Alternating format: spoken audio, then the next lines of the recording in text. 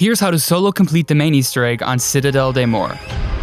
Now this guide assumes you're already familiar with upgrading all 4 elemental swords. For a more detailed step-by-step walkthrough covering everything in one video, check out my extended solo guide, which is linked down below.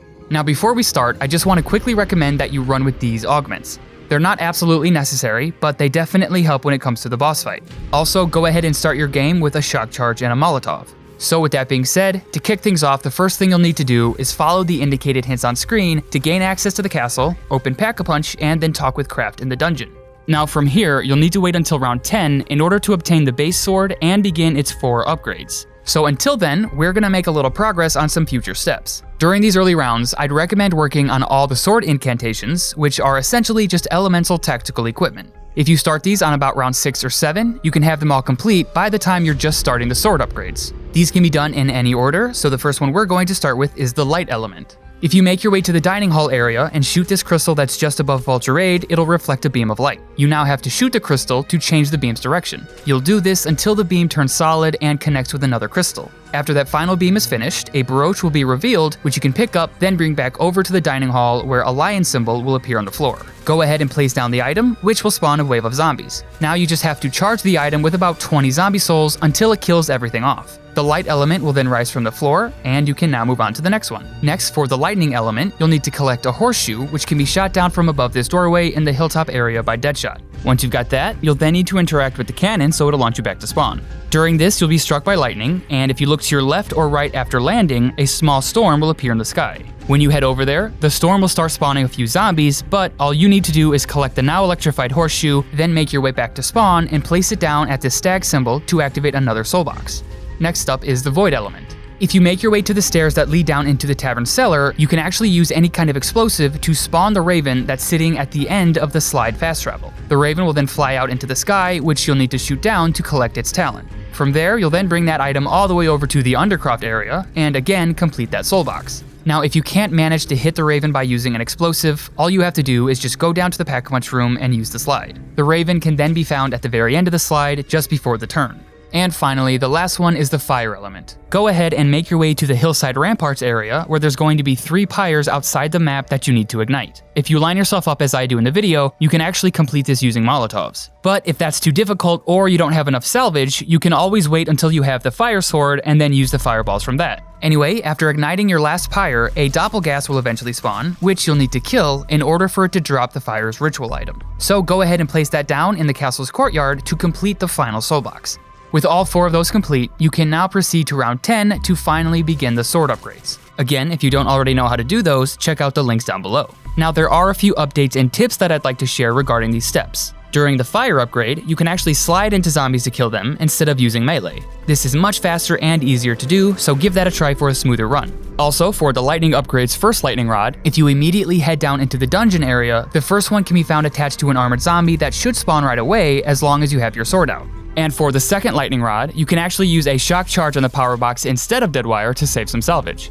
Anyway, with the swords and their elements now fully complete, go ahead and make your way over to the stamina room where there's going to be a series of pages that you'll need to find. You don't actually want to collect them, you're just going to take note of their symbols. There's currently a way to skip a decent amount of steps involved with these pages, so I'll explain that now. There are 4 sections within this area that each contain 1 page, but we'll only need to focus on 3 of them. So as soon as you enter from the alchemical lab, take a left and check out these 3 locations to find a page. This is the first section, and you'll want to take note of that page's symbol as such. From there, if you then head inside the room, the second section is in this general corner by the beds, with these being the 3 locations the page can be found in. Again, take note of that as your second symbol. And finally, the last one is around the sofa and TV area. This will be your 3rd symbol. There is another page out in that opposite hallway, but you won't need to worry about that.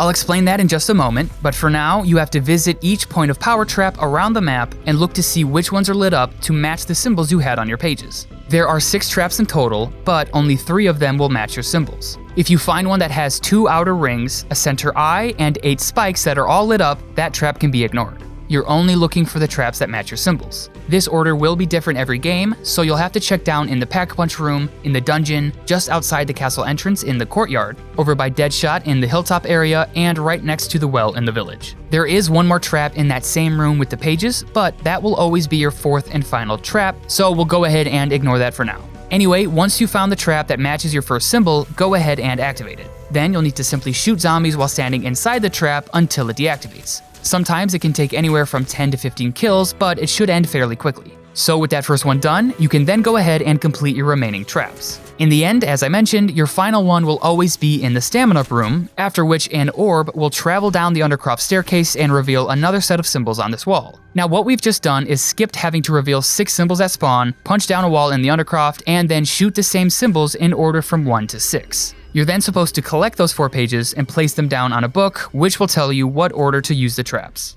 So moving on, the symbols on that staircase wall each correspond to one of the elemental swords, and starting with the top one, they're ordered from 1 to 4. Go ahead and take note of that order, then collect your first symbol's sword and element from the dining hall. With those, you'll have to go up to the corresponding knight, use the element, then you'll have to salute the knight by inspecting your sword. After that brief animation, the knight will salute back, and then you'll be able to return the sword. That will have to be done 3 more times, again in the same order that's displayed on your wall. Now after you start the animation, you can actually cancel it out by using the sword's parry attack.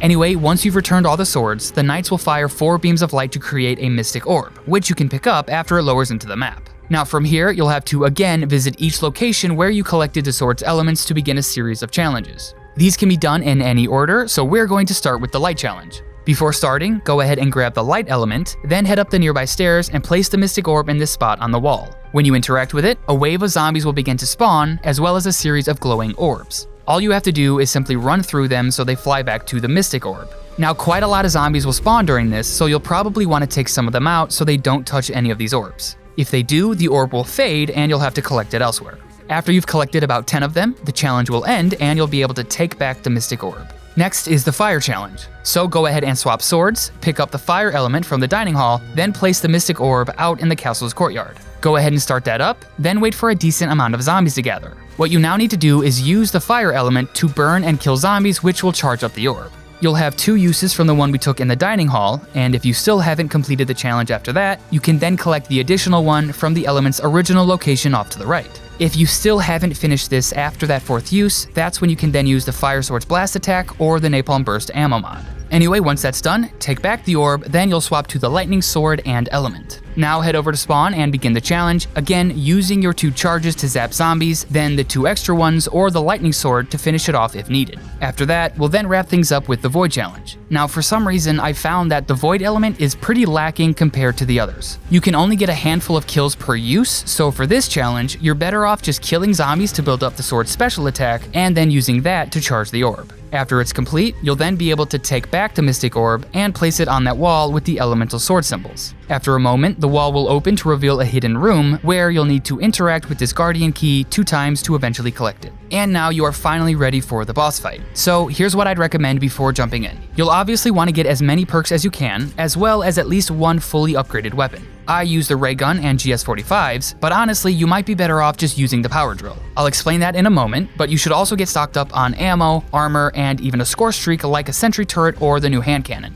I also ran with the light sword, but you could probably manage this with just about any of them. Once you think you're ready, go ahead and place down the Guardian Key at the base of the spawn statue, then wait for it to send you to the final arena. So right out of the gate, here are the 2 easiest ways to beat the Guardian. The first one is by using the Idolized Gobblegum. If you activate it around the time the Guardian begins to move, when you're sent to the arena, he will no longer be able to see you, so he'll either walk around in place for a bit or just stand frozen in the center. The zombies will still attack you, but if you just clear them out, you'll then be able to focus on just the boss. Now this will probably get patched very soon, so the other method is using the power drill that's been upgraded to at least tier 2 with an epic rarity. I do not have this unlocked, nor was I able to get it from the box, but all you have to do is use Ether Shroud and then go to town on the Guardian's legs. So if you're having trouble completing this fight and you don't care how you beat it, go ahead and give those a try. Now with those out of the way, here's how the fight actually works. The Guardian is going to have armor on his ankles, wrists, shoulders, and chest. You have to first break a piece of armor in order to expose a weak spot. Now in terms of the fight's 3 stages, there's really no difference in your objective or the Guardian's attacks, other than his chest being the final weak spot in stage 3, and he'll increasingly become more and more aggressive.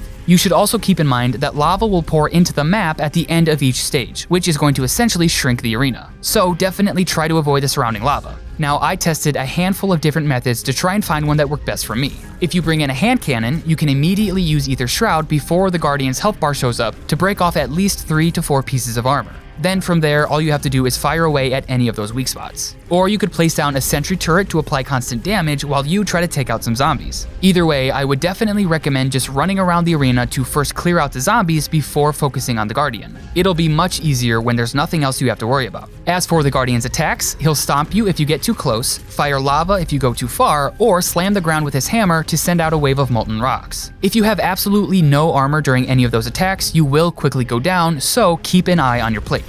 The Guardian can also jump at you from across the arena and send you flying into the air, so try to avoid the red landing circle that appears on the ground. Now, what I found worked best was staying in that center platform with him and just constantly switching sides so he's always mid-attack while you're moving. This is when PhD's minor augment comes in handy to quickly slide back and forth. This method may take a little time, but if you just keep firing away at those weak spots, you will eventually complete these stages. In between these stages, you should also be working on recharging your field upgrade. If you kill zombies until one drops the Vulture Raid Cloud, you can stand inside that to get kills and charge it faster. This is why I brought the Light Sword, since it can actually repair your armor with each kill as long as the special attack is at full charge. But that can still get pretty risky, so in the end, the swords really didn't come into play much in my games. From there, you'll then have to survive against zombies, a Doppelgast, and later on, an Amalgam, which you can quickly get rid of by using any of the surrounding incantations other than the Void Element. Anyway, when the Guardian returns at the start of each stage, a max ammo will spawn by the arena's ammo crate, so you'll want to collect that before it disappears. Now, in my opinion, this boss is pretty difficult if you don't have that power drill, and if you get downed at any point, that is pretty much game over.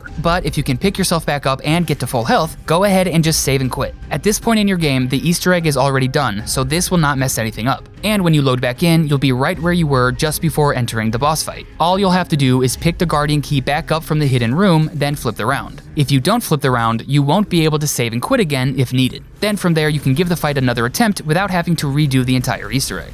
Anyways, that is pretty much the entire fight. You're going to be clearing out zombies, damaging armor, and shooting weak spots, all while moving back and forth to avoid the boss's attacks. Finally, after dealing enough damage, you will destroy the Guardian, which will drop an amulet. Once you pick that up, the final cutscene will soon begin to play. Good luck, thanks for watching, and I'll see you in the next one.